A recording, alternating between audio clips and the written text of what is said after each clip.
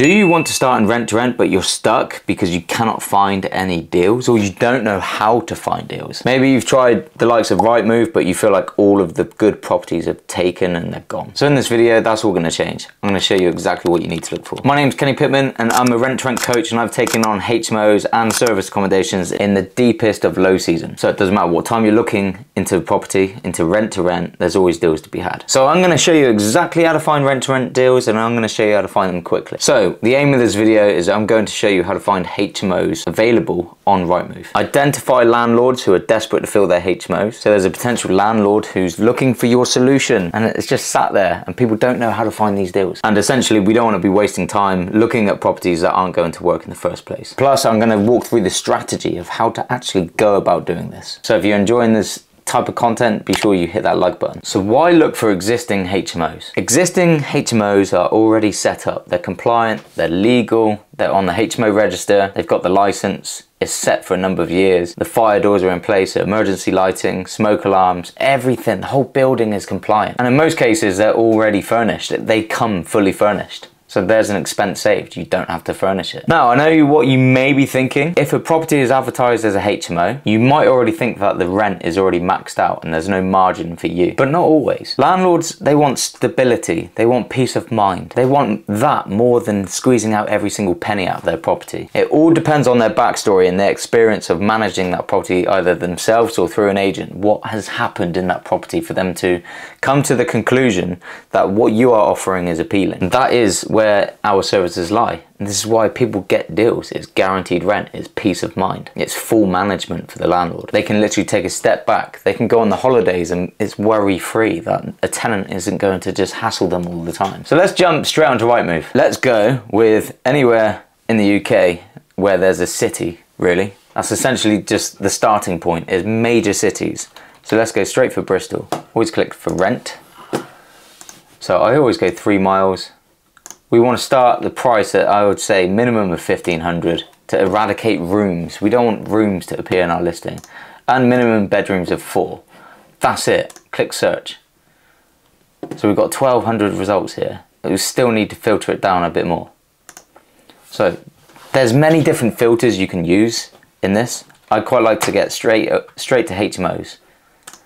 You could even chuck in company let. Alright, let's try that. You could even say available now.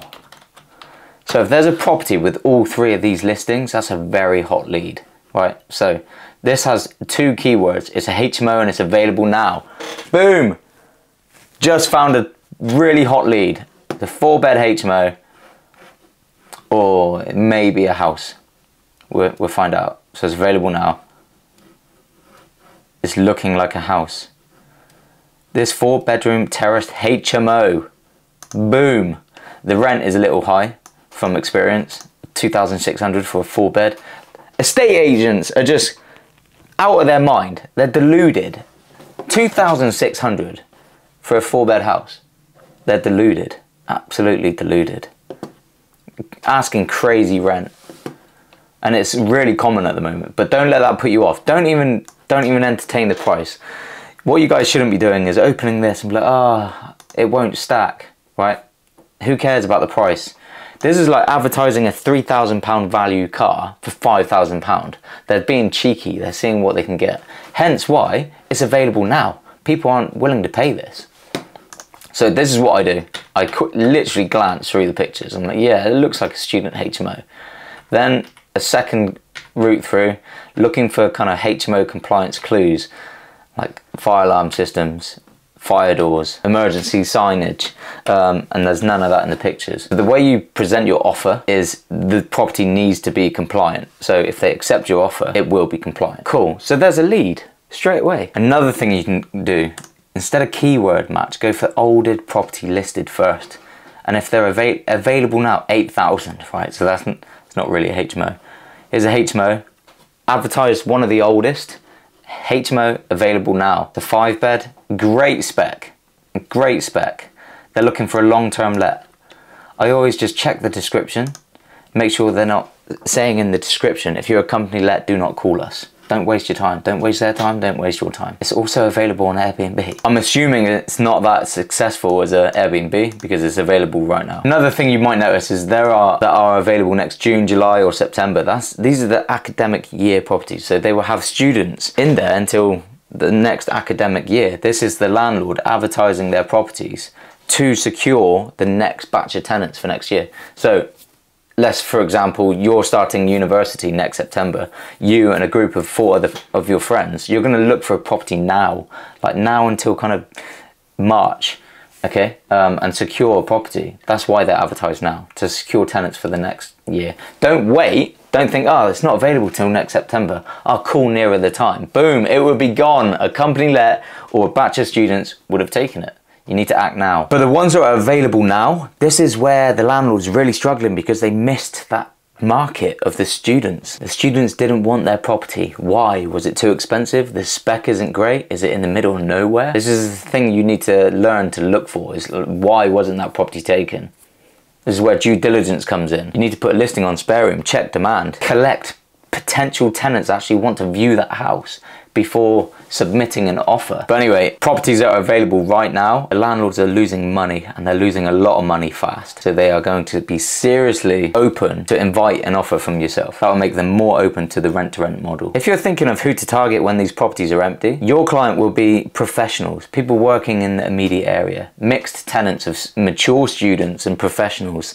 They work together well. It doesn't have to be students or professionals. You can certainly do a mixed. They are the tenants you would be placing in that property. So how do you identify a motivated landlord? If a property's been sat here for like 4 months plus, you found a motivated landlord. It's that easy. Don't assume it's a bad deal just because it's still available. The key is to find out what's holding it back, like I just explained. Is the landlord marketed the property to the wrong type of tenant? Are the pictures terrible? Did the estate agent take pictures when students were living in it, and students, they trashed the place? You can barely tell the colour of the carpet because their clothes are just everywhere. The curtains are blackout curtains and they're always drawn. Some of the properties I've taken on have been horrendous, like such bad condition. You can't see potential, and it makes you worried, like you're taking on such a bad place. But once it's empty and you inject a bit of colour on the walls and it's clean, it's a really warm and welcoming place, and you'll fill it. So marketing is really important. Remember, a long vacancy isn't always a deal breaker. It's an opportunity to add value. One question that is quite common about HMO licenses and compliance: whose name should it be under, yours or the landlord? There's only one right answer here, and it's the landlord's. It is their property. We are a corporate tenant. That's it. They own the property, it's in their name, the HMO license needs to be in their name. The contract you'll have will outline the roles and responsibilities and everything around that as well. There's some really good things that you'll need to have in place when it comes to managing your HMO as well, and it's simple tools. It's simple tools that make a massive difference, like lock boxes. They are vital for HMOs. That key safe on the front of the property can let so many different types of people in: contractors, the landlord, tenants when they lose their keys, cleaners. It simplifies access for everyone that you have direct control over. It saves you a ton of time. I would recommend putting key safes on every single one of your properties. It's honestly a no-brainer. I just want to give you guys just a couple more examples before we finish up. So let's just click on a random property. Let's go for this one. So the spec is brilliant. Really good spec. You can tell this is going to come fully furnished as well. The landlord even took a picture of his car. Boom! Company lets.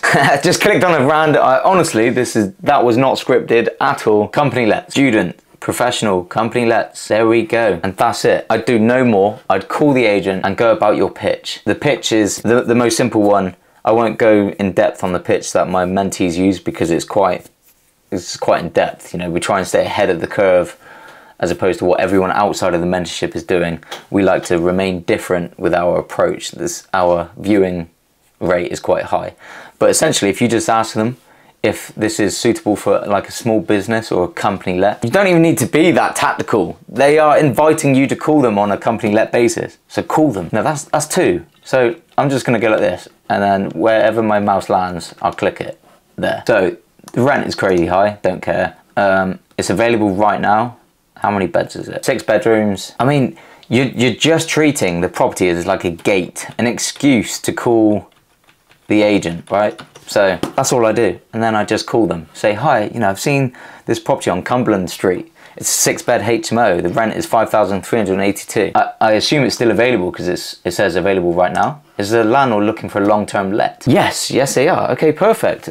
Just wondering, would the landlord be open to a company let viewing this? You know, I'm in the area this Friday. I'm just wondering if we can arrange a quick viewing. I'd love to get a viewing on this place. Boom, that's it. That's it. That's all you have to say. Make 10 of those a day. Let's just really quickly try a different area. Let's go Portsmouth. Exactly the same. So I'm going to click here. So that has HMO, company let. See?